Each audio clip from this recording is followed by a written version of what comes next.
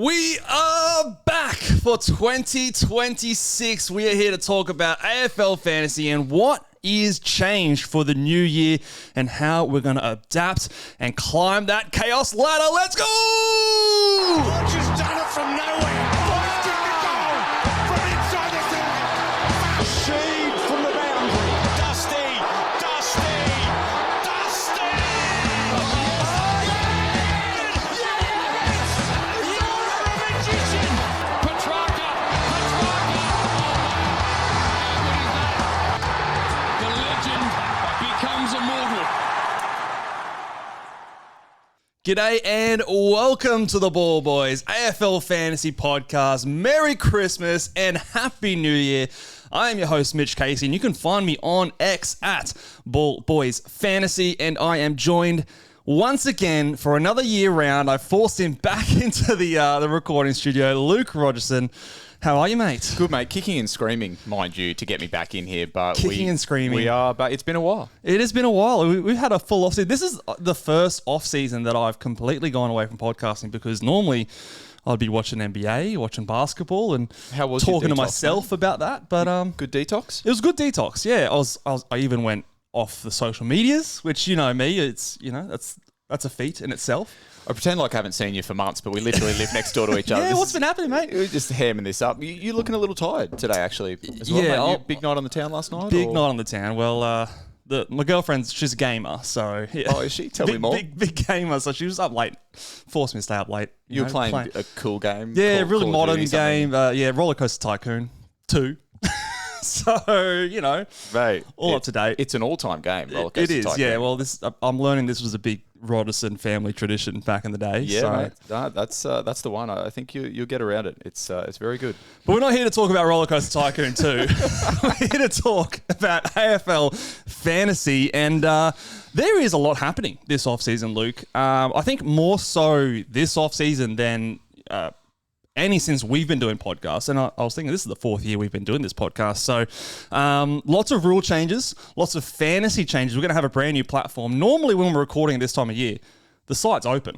But there's nothing open right now. So we are doing this based off the good word of Warney and the traders and the AFL Fantasy team. So we're going to go through most of today's podcast, going through the changes for AFL Fantasy. There's a few rule changes there.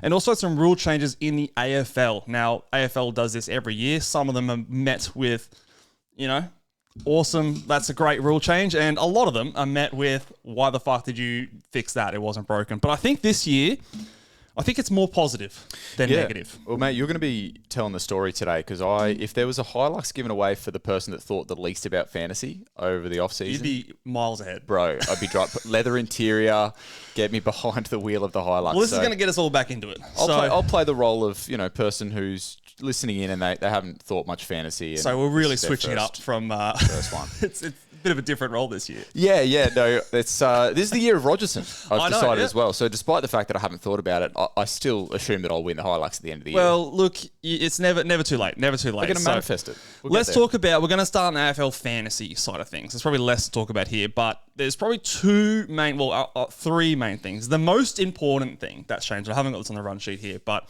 the most important change this year is you see this little hat that's sitting on my head. You see the number on the side there. Not only will you see this on my head on the podcast, but if you searched up the Mitchmond fantasy team, you will see a little hat right next to my name when I'm sitting there on the leaderboards. If you've won a hat before, you will have a hat next to your name on the leaderboards. Is he going to have a big fucking hair dangling off it as well? Oh, I don't know. I'm literally, first time I've won in months. But how Sort- cool's that? Sort yourself out. That is very cool. So if you've won a hat before, it is printed on your legacy on the website, which I think that's pretty cool. It's cool for people like you. I don't know how it sits with me. That's all that matters, Luke. Looking like an absolute pleb over there with zero hats. Gives you something to strive for. You just a little bit of extra motivation. They're going to need for some of the people a little bit more room. There's some Yeah, people I out there wonder- that are very good coaches and have won quite a few hats. If you won one hat, you get one multiple, you get more. I think it is just the one for anyone who's won. You know what you should get as well? If you've won the car, you should get a little car emoji there. You as well. should. That would be cool. I think that shouldn't be too far of a stretch. But the actual things that are going to affect how we play this year are, the first is going to be the triple position players, which we've never had before. So we've had DPP. Welcome to TPP. Now, we won't have any at the start of the season because the threshold is still going to be the same. It's still going to be at 35%. So you can't have 3 times 35%. That's more than 100%. But players like last year, we would have had Caleb Daniel. We would have had Flanders in years gone past when he was a mid-forward and played in defence. These sort of players, Nick Martin probably would have got the midfield as well as his defender forward. These players would have picked up triple position eligibility. I'm not sure how much this is actually going to affect us because we still just want those players with the forward status at the end of the day. Yeah, I think that's my line of thinking as well. I think it's one of those things that could, maybe as the season goes on, it just helps you with a trade here or there, just having a little bit more flexibility. But there's only, like you mentioned, there's a really small pool of players that I think this is going to apply to as the season goes on. Yeah. It's cool. I think it actually acknowledges what's happening in terms of players' position, which is good. But does it make our decision making any different? I don't think it does. Maybe someone like a Mark Blitzars. I wonder if we can ever get the quadruple. The quadruple. He is everywhere, that man. That man's a monster. Luke Jackson maybe as well. You know, the ruck mid forward. Well, mate, there could be some unique ones. It's a little bit of a preview because we do have a couple of rule changes that apply to rucks as well. Yes, we'll get to that a bit later. You're jumping the gun here, Luke. But the other one is, and I think this is going to be the far more impactful, so I'll spend a bit more time speaking about this one, but the time on ground threshold for AFL Fantasy. So here is the rule. If a player plays less than 50% time on ground, we will get the emergency score on that line if that player scores higher than the player we have on field. This will also affect our vice captain and captain. So if your captain gets injured on less than 50% time on ground, your vice captain will activate again if it's higher, meaning that not only will this affect the teams that have already set things up, I think this is going to have a major impact on our looping strategy because not only are you going to have to factor in, okay, am I going to get that score? Is it hitting what I need it to be? But you also are then risking the fact that later on, if you get an injury, you might have foregone that ability to get an emergency score that you would have otherwise had. What are your thoughts on this one? Because I think this is a big one. Yeah, I agree. My initial thoughts are there's going to be points during the season where this is very helpful to people. That you think about Tom Stewart of years gone by and anyone that's Luke had Trainer. That injury early on. None of us think of him, mate. Oh, I could have won a hat. Another one. Coulda, shoulda, woulda. But it's obviously going to be helpful in those instances. The thing that I'm starting to kind of like mull over in my head a little bit is that rule enough to go away from the proven strategy of looping that we know is very helpful to us most weeks? So the thinking there is kind of like, think about my bench mid to late in the season. It was fucking horrific. Sucks, yeah. So it didn't matter if a player scored 7 on field because I had no one to cover it anyway. Yeah. But I think that's going to shift in, like, you're going to look after that bench a bit more, won't you? Because if you look after it, do you forego the ability to loop a little bit more as well? Maybe. And that's kind of the thing. These are just early thoughts, of course, but this is the thing that I'm thinking And this is about where as well. maybe those two things combined with the TPP and this, you might have, like, that utility will become very valuable because you might be able to, again, we're still going to have the rolling lockout, even though there's no sub rule, and we'll talk a bit about that later. A lot of people sort of thought that no sub would go to fixed lockout instead of rolling. I think we still have the rolling lockout. I haven't heard anything otherwise. But instead of now doing the last minute trade, if there's a laid out or an injury or something like that, it might be a last minute shuffle of your bench to get your emergency where you want it. You might have to run 2 emergencies on one line if there's an injury early in the weekend. So I think there's still going to be advantages to staying glued in over the weekend. Yeah. Just because the sub's gone, I don't think it's necessarily kick your feet up on a Friday night. I've done everything I need to do, because if injuries happen and you've got emergencies and you're still trying to loop, there's going to be ways and creative ways to get around that. But I do think it's just an extra consideration for sure, whether or not you loop on a certain line. I also think that looping on the ruck line, it always has been, but even more so now, it's going to be the safest way to do it, because you've only got 2 players that could possibly get injured instead of 8 in the midfield, 6 in the other 2 lines. So your safest spot to have that red dot is definitely going to be that R3. We're obviously thinking about this TOG threshold rule from the perspective of injuries, and that's why I think it was brought in to kind of save that worst case scenario. With the 5-man bench, is there an instance where rookies, players come in and play less than 50% I think Tog? 100% that's going to happen. My initial thought is that most coaches will just use the 5-man bench to spread the load a little bit more, but you have a different opinion. I think there could be some...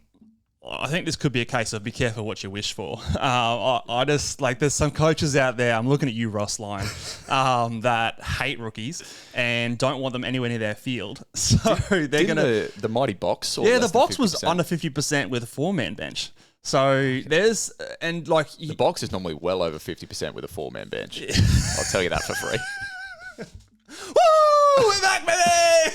We're disgusting already. So I think it's going to be very interesting. I think it's going to be different early on with a lot of coaches maybe having different philosophies. Whether they bring in 2 rucks and like one of the rucks is going to be just there strictly only out there just to give the main ruck a bit of a spell. And, the return of Tom Campbell or someone like that, where they just come in just to go out there, tap the footy a little bit, then go sit back on the pine. Surely that guy's been parked. I'm not sure. I haven't followed Bro, his. he's got to be parked. He's finally in the real estate business, which he's been trying to get into for years, but keeps getting the call back.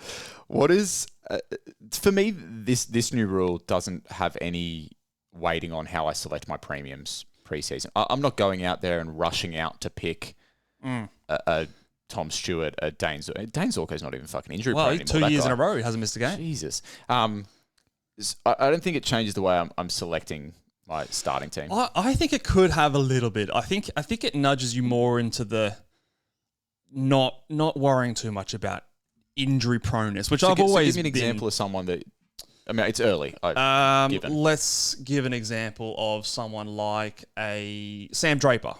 So, for example, he's been a guy that's been labelled as injury prone. He's moved to the Brisbane Lions this year. Like, he might be someone that you go, he's had trouble staying healthy in the past, but because, number one, we're going to have best 18 in, we've still got the fucking early buys. So you've got best 18, you've got the injury prone. So you've just got multiple layers of protection now. Yeah. Obviously, sometimes it's still going to cost you a trade and things like that. But early in the season, you're looking at trading players around all the time anyway. So I do think it's the combination of the best 18 and this threshold that I think you can look for players that have just that ceiling and just take on a little bit more risk. That's good, for example, a couple of years ago when we were worried about Zorko's, and I don't think that should just be thrown out the window, by the way. He's still fucking 52 50 years years old. So I don't think we should just be like, oh, yeah, he's healthy all the time now. But these guys, I do think if this was there, I might have been considering him a little bit more close, or at least trading into him once I saw him, popping off. Yeah. No, mate, if Sam Draper's not there in your starting squad, you're a fucking liar. You just lied to all the people, so we'll hold to that. Yeah, so I think that's a very interesting topic, and this is just our early thoughts. It will be very interesting to see once preseason comes along, opening round especially will give us lots of information on how coaches actually use this in real games, and we'll be able to talk about this further. But definitely a big change, probably the biggest fantasy rule change that we've had in multiple years, I think. But let's talk about the big dogs of the AFL. They've gone and they've made many changes. I think there's at least 6 or 7 rule changes. Some are more relevant to fantasy than others. The first one, we've alluded to a few times. No more subs. Yeah. No more subs. The dreaded sub rule is gone, and we have moved to a 23-man squad with 5 on the bench. This is welcome. I think this is welcome. Like we sort of alluded to before, I think there's going to be still some fuckery.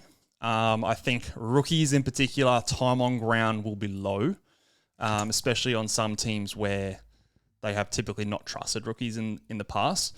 But it does eliminate the possibility of a player coming on for the last 5 minutes, scoring a 2, and absolutely just destroying their cash gen. You've at least got, I'm going to say, most players will play at least 40% TOG and get an opportunity to put up a 30 or a 40 at a minimum if they're decent rookies. So I think this is a welcome thing, and it's something that, again, we can we can breathe a sigh of relief a little bit more when it comes to team selections. Yeah, no, I agree. I'm looking forward to this one. Like I think most people are. Yeah, I think it'll give people their weekends back a little bit. But like I said, with the emergency, I still think there'll be reward for those who are switched on over the weekend. Does this impact how we select our starting squads, like with rookies and things like that, or is I don't think we're always out to just select the best rookies anyway, and the ones that we think are going to play. So this, we still don't want the 23rd player because they're the closest to getting dropped. You know, we want the players. You know, and maybe this sees more rookies debut in round one. Obviously, there's more spots, so might be a good thing for our cash generation. One that I'm still wrapping my head around on how this is going to affect us is the last disposal rule. So this is the quote from the AFL. A free kick will now be awarded when the ball crosses the line from a disposal between the arcs. So I believe, and someone can correct me wrong if I'm in the comments if I've mistaken this, but this is very similar to what the AFLW does, where it's sort of like the last touch rule where... But it's not last touch. It's not last touch, so it's last disposal. So I wonder how that's going to be interpreted. Like if it's just knocked by someone and goes out, disposal. They're going to throw that back in. But essentially, we're going to have far fewer throw-ins. There's a couple of things I want to talk about here. Let me run the first thing by you. I think we should sit down and watch a game of footy from last year. I'm not sure how many times this actually happens in a game because sometimes it can get caught there and it happens over and over and over again. But not a disposal. The issue is not a disposal. So I'm thinking the instances where I think about it is a player's hacked, kicked out of defence, it's rolled out. What happens most times anyway?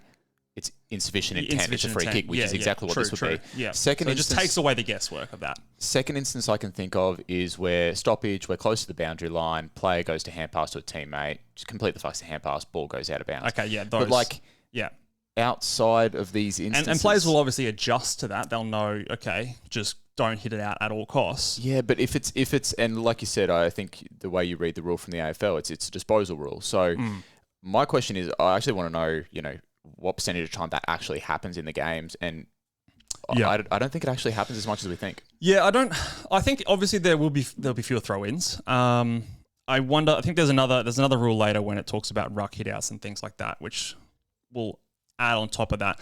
My question is, the classic thing where a player's got the ball and they're near the boundary line and they just accept this tackle and then just run out. Are we counting that? Like, is that just, or that's still throwing? Because that's the most obvious 0 attempts to keep it in. If the wording on the rule is disposal, that's not a disposal. I think there's going to be growing pains with the interpretation of this one. I don't know how much we can, especially anyone except for rucks. I think anyone except for rucks, I don't think we can't think about it too much. I do think that at least a little bit, this will reduce the number of stoppages that we'll get between the arcs with the throw-ins and drop and hit outs and stuff like that. Hit us up in the comments with that one if you have more insight than us at the moment. So a lot of these rules do affect the rucks, it seems. The AFL's wanting fewer stoppages, essentially, and a more free-flowing game. Because stoppages were up last year compared to the year before. It was much higher. Centre ball-ups is another interesting one. So at the centre ball-up, a competing ruckman will now be unable to cross the centre line before engaging with the opposition ruckman. And I believe also there was wording that they have to jump. Is also something. They can't just sit there and jumping. Put their elbow into someone. Again, I don't think this has a great impact. I mean, there's 1 point available at that contest, and it's the hit out. And they've also, I didn't write this down, but the bounce is gone. Yeah. So, I mean, I think I've been calling that for that a while. Like, it's pretty anticlimactic when we're starting a game and he bounces and it have to redo it anyway. Yeah, that's more a historical one, that one. But yeah, only 1 point available. I don't think it changes too much for midfielders either. Yeah, again, ruckman rule, like, does this slightly favour the more athletic ruckman, like the player that, like a Tom de Koning or a Tim English, rather than like the ruckman that likes to stay down, like a Sean Darcy or I think it does. Briggs. What the AFL is trying to prevent is someone like a Sean Darcy encroaching onto the other side and preventing taking away their athleticism. Yeah, that kind of thing. So I think it definitely helps those ruckmen, but in the, how many times do we have centre ball up? It's probably 20 times. Yeah, well, how many goals are there a game? So yeah, that's plus. Yeah, we're somewhere between the 20 and the 30 mark, I would say, on average. But so I just don't think that that's enough to impact scoring. Yeah, it might be slightly, but again, and it's not, I don't think any one rule here is going to make a massive difference. It's more just the overall thing. Again, we'll continue with the ruck thing. So ruck nominations. Umpires will now restart play without a nominated ruck being present. The third man up, however, is still outlawed, so there's no third man up. So if no rucks nominate, or if the two nominated rucks are too far away and the players restarted, the ball will be thrown up and will have to hit the ground before play on is called. This one to me is hilarious. Again, I want to go back and watch a game and just work out how many times we're waiting for rucks. I think there's a lot. To be fair, you're probably right. What I imagine is the old days when you're playing handball in the schoolyard, little ever ready. Ever ready, the umpire's like, ever ready, fucking throws it up. Gotcha, you prick. 100%. You know what I mean? You're off talking to someone else. Fuck that. Let's go. The other thing I can see happening is, okay, the rucks aren't there. Excuse me. The umpire balls it up. No one can touch. You said no one can touch it till it hits the ground. Not till it hits the ground. I imagine fucking two midfielders headbutting each other trying to pick up a half volley. Full They're like, Ram style. Yeah, they're like, fuck it, I'll go get it. Surely they'll just adapt to someone else to just put their hand up. Well, right? that's what it'll just I mean. be whoever's there who's tallish. Yeah, so I think the rule kind of. I mean, the effect that the AFL want it to have is that we're not waiting for ruckman. But you're Which I right. think is good. If my fucking ruckman's too slow and I'm a midfielder, yeah, okay, I'm the ruckman this time. So I think this can have a more general effect on everything. I think this will just generally positively affect the more fit players. yeah, for sure. Like the game's not going to be as contest focused and in and under focused. It'll be more free flowing. So I think players, not just ruckman, I think midfielders as well, like the fitter players will be able to keep going.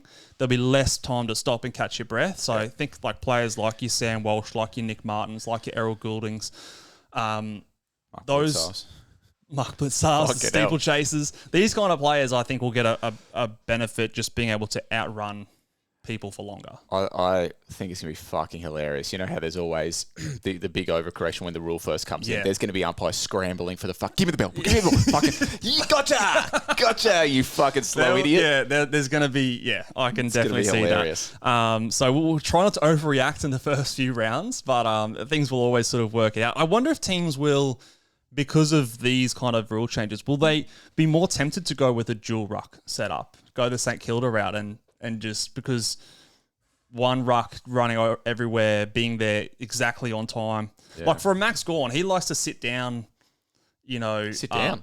Sit down. I've seen him stand up most times. Most of the times he's standing up. He likes to sit over near like the long kick down the line and try and take that intercept away from where the stoppage is. And if there is a stoppage, he's got to fucking run his ass back to the thing and he won't get there in time. I tell you what, mate, this preseason, not a good time to be a ruckman. Not a good an time AFL to be a club. ruckman. You're going to be getting fucking flogged. So, I just wonder if again, something we probably can't work out now, but we'll wait and see if there's more dual ruck setups because I think obviously a lot of teams have gone away from that in the years gone past. Can't wait. I'm super excited. The stand rule. We're not done fucking with the stand rule. We're going to fuck with it some more. Yeah, we should too. Because there will be a stronger enforcement of players being told to stand. Based on what you said about Max Gawn, he might struggle with this rule. He's a sitter. Yeah. No, Max. Max, stop sitting. I said stand.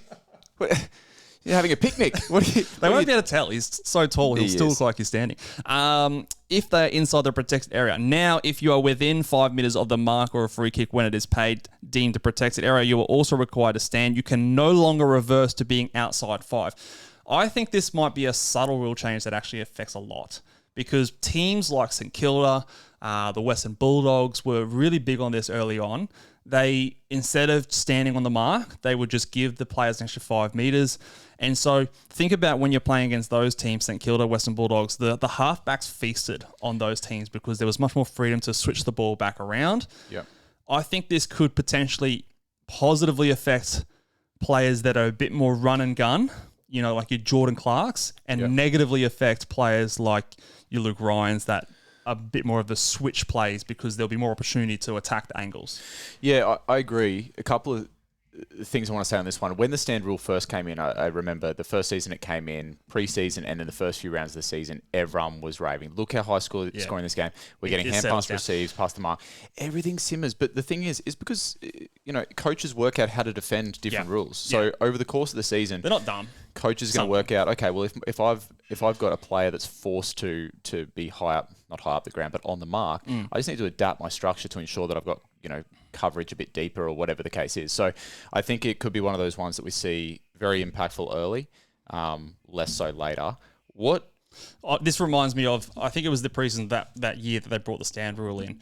Jaden Short in the practice match in the preseason game scored 170. Had like 44 touches or something in the preseason game. I feel like that might have been earlier. No, I think this was the year of the rule? stand rule, Okay. and everyone was like, okay, we've got to start with Jaden Short. He's the man. Jordan Clark, I think, was another one who really benefited because obviously they were the run and gun players, and then they were pretty mediocre for the entire season. So Jaden fell short of expectations. he did. Very nice. Good. Very nice. Thank you. So I think a lot of these rule changes, there'll be overreactions, and someone will, like one ruckman will score terribly in the preseason. Like, we can't pay up for ruckman. I think we do need to just note that good players will adapt. Good players will figure it out, and they'll find a way to have an impact on the game. So take it all with a pinch of salt is probably my advice. I agree.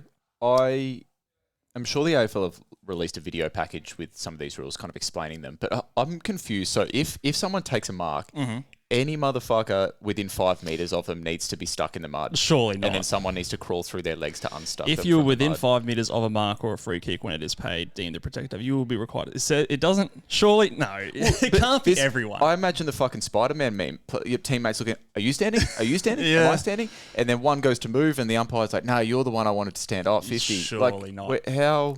I hope not. I don't know. There's going to be a lot of 50-meter penalties, I'm pretty sure. Again, the people in the comments will be. be smarter than us, so hit us up. I'd say it's still the one. I think they're just cracking down on it a little bit more, and I think it's the less they're being less lenient on the being able to move back to outside 5. I don't think that's going to be That's a thing. basically what they're trying to eliminate. And I imagine there's going to be a lot of 50-meter penalties. There's a few other rule changes which I think are less impactful, but in the 666, you no longer need someone to start in the goal square.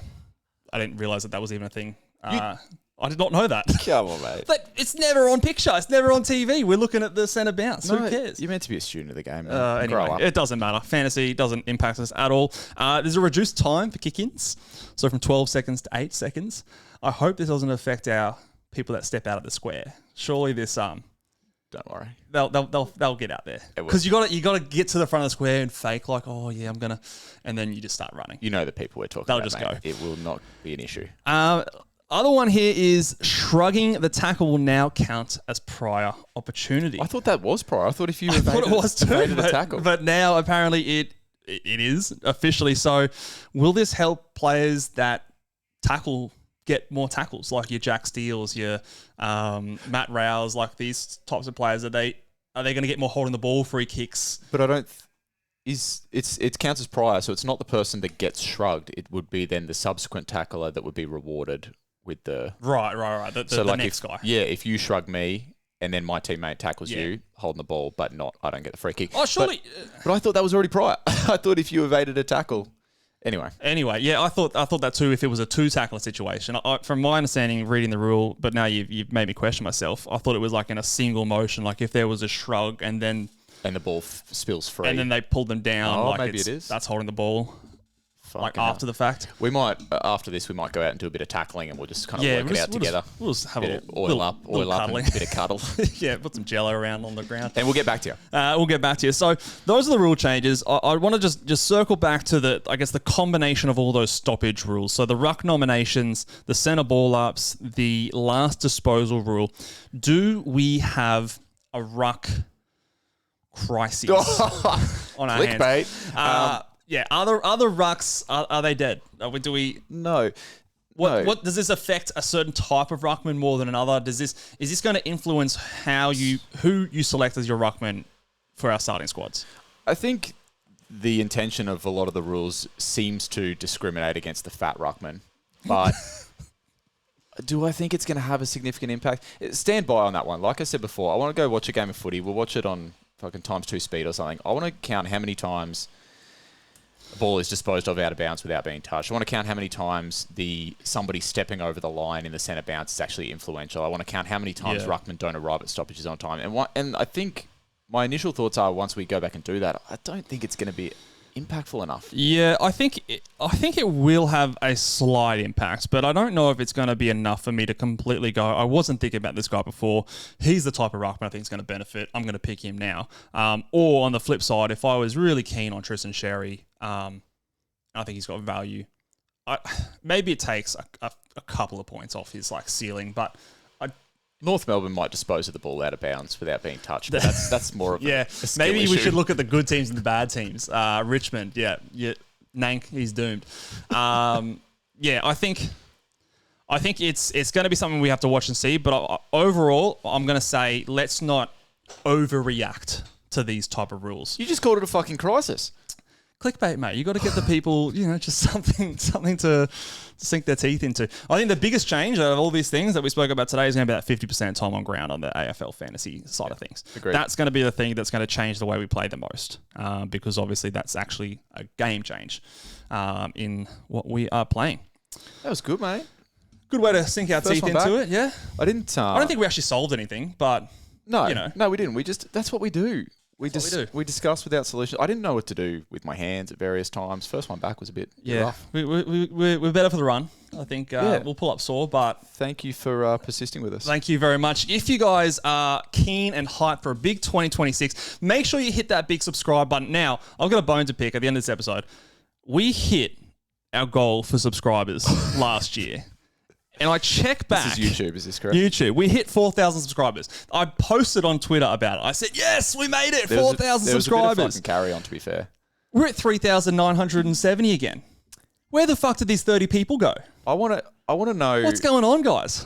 The unsubscribing is interesting, but unsubscribing when there's no content. I'm not bothering you. You're not avoiding. I'm not bothering you over the off season. But if you unsubscribed, we can celebrate twice. Yeah, exactly. I'll put a post again. If you're unsubscribed, go back and subscribe, please. Good to have you back. If you're new to the channel, strap yourself in because it's going to be a year. We've got lots planned.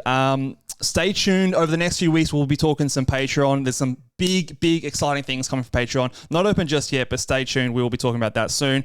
And make sure you give us a 5-star rating and review on Apple Podcasts. And we'll see you guys in a few days for episode 2, talking about the off-season trade period. Until then, bye!